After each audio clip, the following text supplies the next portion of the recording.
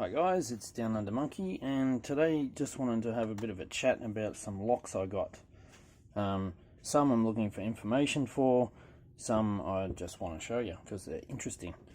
So first one I picked up, nothing special, just a run-of-the-mill Lockwood, but it does have a brass shackle and C4 keyway. So this was upgraded from a site I went to. So NMB is a system the electrical companies used to use here, and they're now upgrading to Abloy, the ProTech series. So yeah, a lot of these are getting chucked away, so I grab them when I can. This one's brass, so that's a nice little lock, that one, for something someone's going to throw away. Another one that was thrown away was this little bugger. So this is a BR1. If you look at that keyway, I'll turn the light on the front of this. Ooh, sorry about the shaky camera. There's a nasty keyway. I mean, it's pretty open on this side, but once you get up the back, the warding kind of gets in the way. I've had a go at picking this. No luck at the moment. This was part of a demolition pile, so I scabbed it out of there, which is what I'm always on the lookout for, people throwing locks away. So I'll pick that in another video maybe. Okay, so another one I got the other day was this little beauty. Oh, let me turn off that front light. That chrome is just out of control. So not really anything special about it. It's a 23445, but it's actually a 23445 brass with a steel jacket on it. I've never seen anything like this from Lockwood before. So yeah, the jacket seems to be steel, unless it's just no, it's definitely steel because that's staying there. Yeah, never seen one like that before. It did come with this core in it, so there's, you know, normal Lockwood stuff in there, but it came with this JE core, which is another thing I've never seen. I know they exist, but I've never seen one before. Normally there's JA, JB, JC, but I've never seen a JE. So yeah, lucky me, huh? So now I've got to get that picked and try and fabricate a key for it. But yeah, just wanted to show that off because that's it's really odd to have a steel jacket over a brass lock. And if you look up in there, there's actually notches that bite into the padlock. So it's obviously press fitted in there. I have tried to take this out, but only gently because I don't want to ruin it. And yeah, won't come out. So not sure what the purpose of this lock was or why it was built like this, but if anyone's got any info, definitely chuck it in the comments and give us all a bit of insight into why someone would make a steel jacket for a brass lock. Anyway, onwards to the next lot. So I was in a hardware store, really old one today, and he's selling out a bunch of his stuff.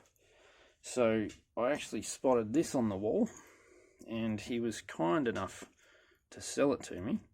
It's a genuine manufacturer's cutaway of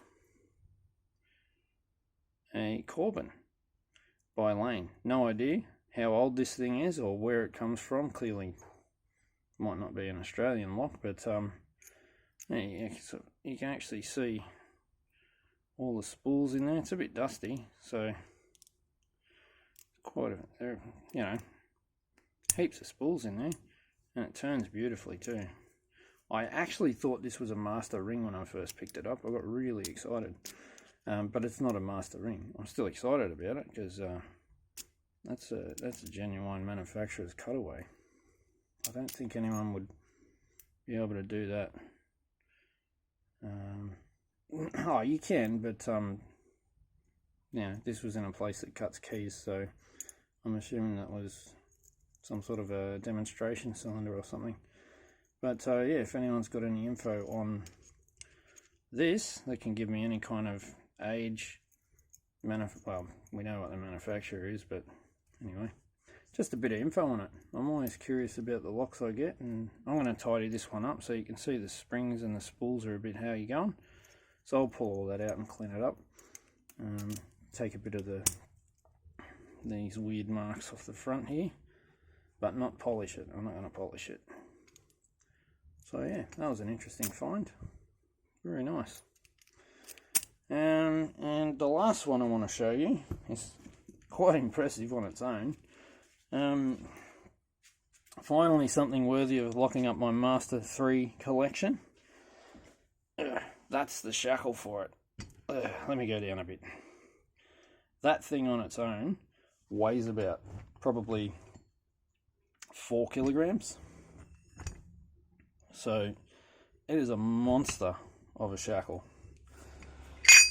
And you can see it's got these weird looking screws that only go in one way, never come back out again. Probably off a bomb shelter or some prepper's den, who knows. So what locks a shackle like this? Well, none other than this lump of metal with a Chubb lock in it. I think, judging by a bit of research online, it is actually called the BSF. But yeah, it's essentially like an American or a van lock, I think they call them. Let me show you. Something like that one, like a puck lock. So it's a similar locking system, but this is about 1 kilogram, maybe a bit over 1 kilogram.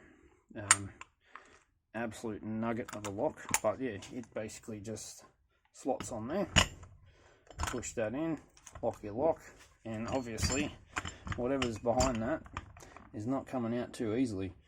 You probably take a long time cutting these hinges, and probably going to make a lot of ruckus too. So I don't think that's gonna happen.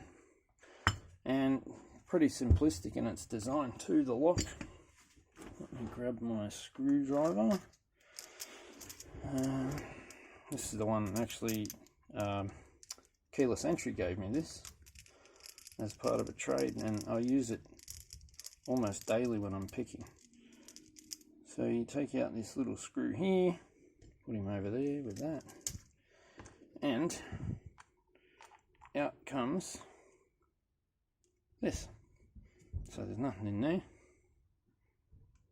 just a milled out piece of cast iron. And then you've got these. So this is another milled piece of metal, and they've put a Chubb Ava core in it, and it's just got ball bearings to lock it in place with this hole and the other hole that locates in the bottom there. So I'm going to tidy this one up as well. I'm tossing up whether I should take all the paint off, because I can see cadmium plating under there, and I think that would look nice, but I'm not really sure I want to mess around with it, to be honest, because it just kind of looks industrial, whatever. So anyway, all you have here are your ball bearings for locking, and when you turn the core,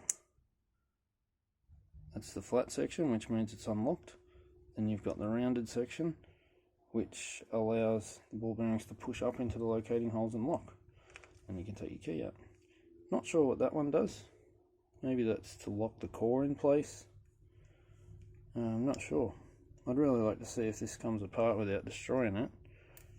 And it's a bit wiggly. You can hear that. Maybe there's some movement in there somewhere, or maybe that's just the Ava discs clacking up and down.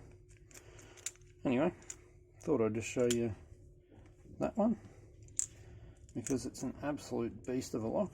It is probably the heaviest lock that I now own.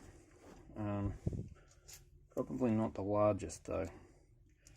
I've got some other ones that are big in size, but not so heavy. But yeah, that's about all I've got for you tonight. But ow, I just pinched my finger in the hinge. That's really bloody heavy. Yeah, so that's all I've got for you tonight, but I hope you enjoyed looking at all those. Any info on this Corbin would be much appreciated, and any info on this beast or what its purpose was would be appreciated too. If anyone wants to sling me a JE key, that'd be great. It's worth an ask. Have a good night, guys, and I'll catch you on the next video.